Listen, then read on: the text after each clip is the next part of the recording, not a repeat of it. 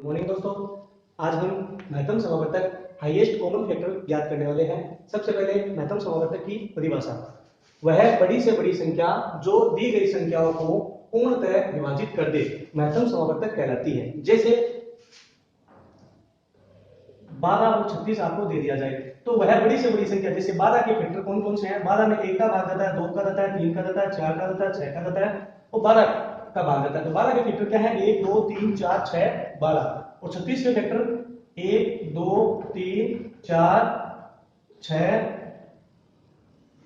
9 12 18 और 36। ये है 36 के फैक्टर। अब 12 को काटने वाली संख्या ये है, 36 को काटने वाली ये है। अब 12 के अभाज्य गुणनखंड 2 का भाग, फिर 2 का, फिर 2 का, फिर 3 का, 2 का भाग, फिर 2 का, फिर 3 का। और 36 के 2 का भाग, फिर 2 का, फिर 3 का, फिर 3 का। तो कॉमन कौन कौन से फैक्टर हैं जिनका भाग दोनों में जाता है? वह बड़ी से बड़ी संख्या। जैसे अब इसमें बड़ी से बड़ी संख्या कौन सी है? वह बड़ी से बड़ी संख्या, जैसे ये हाईएस्ट संख्या बड़ी से बड़ी संख्या है 12, जो 12 और 36 दोनों को काटती है। तो वह बड़ी से बड़ी संख्या जो दी गई संख्या को पूर्णतः विभाजित कर दे, दी गई संख्या को पूर्णतः विभाजित कर दे, वो क्या है? वो महत्तम है, यानी कि हाईएस्ट कॉमन फैक्टर है। जिस प्रकार 12 का सबसे बड़ा फैक्टर 12 है और 36 का और 12 दोनों का सबसे बड़ा फैक्टर 12 है, यानी दोनों ऐसी कॉमन संख्याएं हैं जो कि 12 और 36 को, 12 ऐसी कॉमन संख्या है जो 12 और 36 दोनों को काटती है। तो महत्तम समावर्तक का मतलब यही है, महत्तम, बड़ा और हाईएस्ट कॉमन फैक्टर, इसलिए इसको नाम दिया गया है। तो हमें बड़े से बड़े फैक्टर को ज्ञात करना है, ये महत्तम समावर्तक है। अब देखो महत्तम समावर्तक जो है वो हम एक ट्रिक के माध्यम से समझेंगे। हमारे पास महत्तम समावर्तक की 8 ट्रिक हैं और सभी ट्रिक उदाहरण सहित मैं आपको समझाऊंगा, आपको इनको याद करना है। ये 8 ट्रिक बताने के बाद कोई भी ऐसा सवाल नहीं रहेगा जिसमें किसी भी तरह की कोई दिक्कत आए। ये कक्षा 6 से 10 तक और कंपटीशन परीक्षाओं में महत्तम समावर्तक के सवाल पूछे जाते हैं। तो पहला अपना नियम क्या है? अपना पहला नियम है HCF दी गई संख्याओं से छोटी संख्या होती है। जैसे मैं आपको बोल दूं कि 2 और 4 का महत्तम ज्ञात कीजिए, तो सबसे पहले हम क्या करेंगे? 2 के फैक्टर अभाज्य गुणनखंड करेंगे या इनके फैक्टर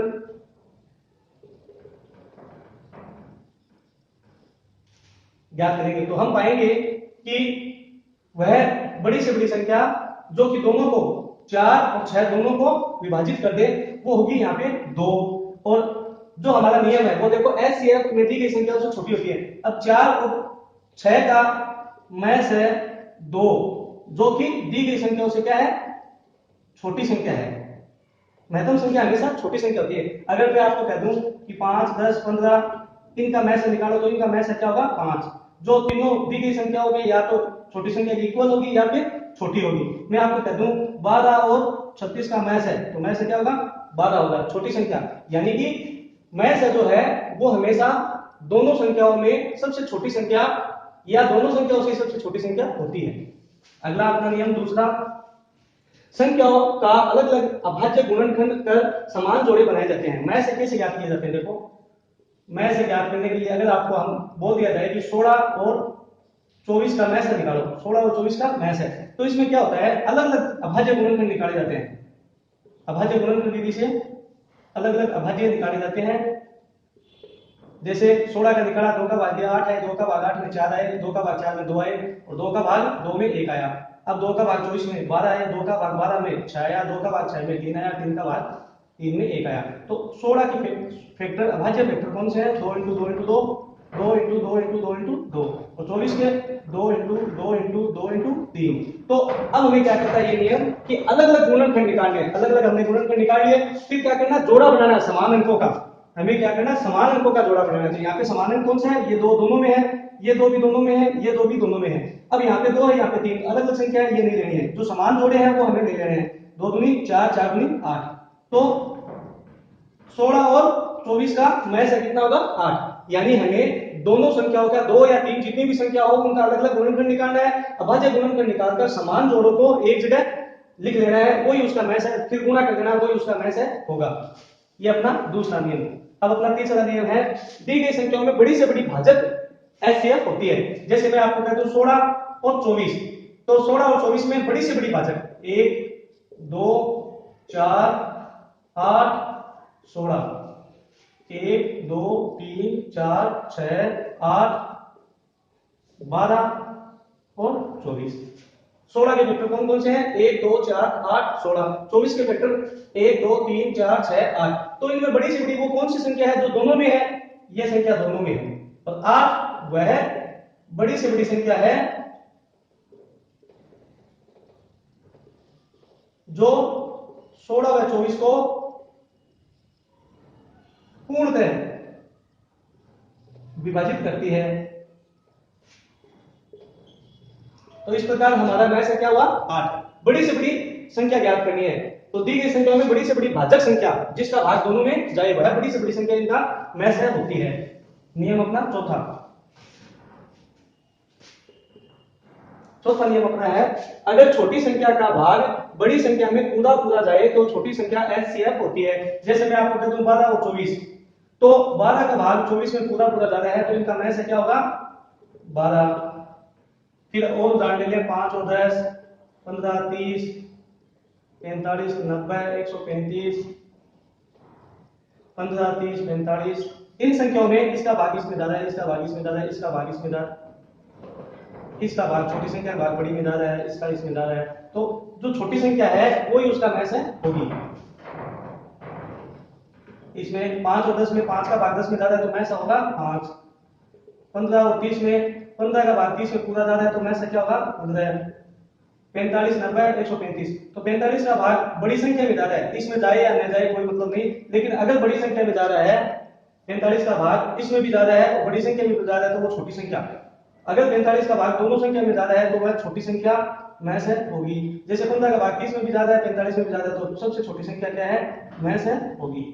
तो छोटी संख्या का भाग बड़ी संख्या में पूरा पूरा जाए तो वो क्या होगी? मैथ। जैसे 8 16 24, तो 8 का भाग 16 में भी जा रहा है 24 में भी जा रहा है तो मैथ क्या होगा? 8 में से होगा। अब अपना पांचवा नियम, भाग विधि में जिस संख्या से भाग पूरा कटे उस संख्या का महत्तम होगा। जैसे आपको दी थी संख्या 16 और 24। अब देखिए 16 का भाग देंगे 24 में, तो 24 में 16 का भाग एक बार गया, आए 16 शेष बचे 8। 8 का भाग फिर 16 में देंगे इसमें, तो 8 का भाग 16 में दिया, 16 में 8 का भाग एकदम पूरा गया। तो जो संख्या से भाग पूरा पूरा कटे, भाग विधि में जिस संख्या से भाग पूरा पूरा कटे उस संख्या का महत्तम होगा, वही संख्या। तो इसमें क्या 8 क्या है? महत्तम होगी। 16 का भाग 24 में एक बार 16 है, 24 में से 16 घटाए 8 और शेष संख्या का भाग हमने 16 में दिया, यानी दोनों संख्याओं में पहले छोटी का बड़ी में, फिर जो शेष है उसका छोटी में। अगर पूरा चला जाए तो जो भाग देने वाली संख्या है वही उसकी भाजक जो है वो क्या हो जाएगा? मैथ होगा। अपना छठा नियम है, जिन संख्याओं के बीच का अंतर सबसे कम हो एचसीएफ या अंतर होगा या उसका गुणनफल। जैसे यहाँ का छठा, सबसे कम अंतर देखिए 5 10 20, इन दोनों में अंतर है 5 का, इन दोनों में अंतर है 10 का, तो सबसे कम अंतर किसमें है? 5 में। तो सबसे कम अंतर किसका है? 5 का। तो ये जो सबसे कम अंतर वाली संख्या है 5, ये इन तीनों संख्याओं का मैथ होगा। एक दूसरी संख्या और ले लेते हैं, 4 8 12 16, इनमें अंतर है 4 का, इनमें अंतर है 4 का, इनमें अंतर है 4 का। तो जो अगर समान अंतर भी चल रहा हो तो उसका अंतर क्या है? वो उसका मैथ होगा। जो उसका अंतर है यहाँ पे 4 अंतर आ रहा है तो ये क्या होगा? इसका मैथ होगा। और देखिए 12 36 64 12 36 60 और 96। अब देखिए इनका अंतर कितना है? 24, इनका अंतर कितना है? 24, इनका अंतर 36। तो सबसे कम अंतर क्या है? 24, लेकिन ये 24 सबसे छोटी संख्या से बड़ी संख्या है इसलिए ये इसका अंतर नहीं होगा। फिर इसका भाग अगर इसमें जा रहा है तो इसका अंतर, इन दोनों का अंतर वापस निकाले हम तो ये अंतर जो है 12 जो है ये इसका अंतर है और ये इसका मैथ होगा। क्योंकि ये जो अंतर निकल रहा है ये सबसे छोटी संख्या से छोटी संख्या होनी जरूरी है, बड़ी संख्या हो तो ये छोटी संख्या ही उसका मैथ होगा। और ये जो है इस नियम में बहुत कम ऐसा मौका होता है जब अपवाद की स्थिति हो, बाकी सब जगह ये अंतर ही उसका तो सबसे कम अंतर होता है वो ही उसका मैस है माना जाता है। अब अपना सातवां नियम, किसी भी संख्या के फैक्टर की एक लिमिट होती है। जैसे देखिए 20 के फैक्टर कौन से हैं? 20 में 1 का भाग जाता है, 2 का जाता है, 4 का भाग जाता है, 5 का जाता है, 10 का जाता है, 20 का जाता है। अब इससे और संख्याओं का भाग 20 में इससे ज्यादा संख्या को भाग नहीं जाएगा, तो हम ये कह सकते हैं कि किसी भी संख्या के जो फैक्टर होते हैं वो एक लिमिट के होते हैं। इसके विपरीत जब हम किसी संख्या के मल्टीपल ज्ञात करते हैं, गुणन ज्ञात करते हैं, जैसे 20, 40, 60, 80, 100, 120, 140, 160, ये अनंत होते हैं। किसी भी संख्या के मल्टीपल अनंत होते हैं, जबकि फैक्टर एक लिमिट में होते हैं, फैक्टर एक निश्चित लिमिट में होते हैं। तो ये भी हमें ध्यान रखना है। अगला अपना नियम, लगातार एक गुणन वाली संख्याओं में सबसे छोटी संख्या एचसीएफ होती है। आठवां नियम, लगातार गुणन। जिस प्रकार हम लेते हैं 8, 16, 24, 32, 40, ये लगातार गुणन है, लगातार गुणा होती संख्याएं। दूसरा हम लेते हैं 7, 14, 21, 28। तीसरा हम लेते हैं 12, 24, 36। चौथा हम लेते हैं 20, 40। पांचवा हम लेते हैं 15, 30, 45, 60, 75, 90। तो ये एक लगातार गुणन वाली संख्या है, अर्थात हम ये भी कह सकते हैं कि ये एक तरह से किसी भी संख्या का पहाड़ा है, किसी भी संख्या के पहाड़े में आने वाली लगातार संख्याएं हैं। तो ऐसी स्थिति में हमें क्या ध्यान रखना है, जो सबसे छोटी संख्या हो, सबसे छोटी संख्या हो वो ही उसका मैस है होता है। तो इस 8, 16, 24, 32, 40 में 8 मैस है होगा। सबसे छोटी संख्या, अगर किसी पहाड़े की लगातार संख्याएं आ जाएं, चाहे वो लगातार संख्याएं आ जाएं, तो वो क्या है, उसमें सबसे छोटी संख्या मैस है होगी। अब 7, 14, 21, 28, इसमें सबसे छोटी संख्या है 7, तो ये इसका मैस है होगा क्योंकि ये सभी 7 के पहाड़े में आते हैं। फिर 12, 24, 36, इनका मैस है 12 होगा क्योंकि ये 12 के पहाड़े में आते हैं। फिर 20 और 40, 20 का भाग बड़ी संख्या में पूरा जा रहा है, दूसरा 20 के पहाड़े में 40 आता है, तो जो सबसे छोटी संख्या 20 है वही मैस है होगी। फिर 15, 20, 15, 30, 45, 60, 75, 90, ये सभी संख्याएं 15 के पहाड़े में आती हैं, तो 15 इसका मैस होगा। तो हमने 8 नियमों के माध्यम से ये जाना कि महत्तम समावर्तक जो है वो हम बड़ी आसानी से सेकंडों में कर सकते हैं। एक बार फिर 8 नियमों को मैं आपको संक्षिप्त बता दूं। पहला नियम अपना है, अभाज्य संख्याओं में सबसे छोटी संख्या। कोई भी संख्या आपको दे दे तो जो संख्या दी हुई है या तो उस छोटी संख्या के इक्वल समान या फिर उससे छोटी संख्या में ऐसा होगी। फिर दी गई संख्याओं का अभाज्य गुणनखंड कर अलग अलग अभाज्य गुणनखंड कर उनका जोड़ा बनाना है। फिर दी गई संख्याओं में जो बड़ी भाजक होती है, जैसे उसका जो बड़ा फैक्टर है, सबसे बड़ा भाजक या फैक्टर वही उसका मैस होता है। दोनों संख्याओं में जो सबसे बड़ा फैक्टर होता है वही मैस होता है। अगर छोटी संख्या का भाग बड़ी संख्या में पूरा जाए तो छोटी संख्या मैस होती है। भाग विधि में अगर छोटी संख्या का भाग बड़ी में दिया जाए, फिर बड़ी का जो अंतर आए उस अंतर का भाग छोटी संख्या में दिया जाए, भाग पूरा चला जाए, तो वो छोटी संख्या, वो जो भाग देने वाली संख्या है वही उसका मैस होगी।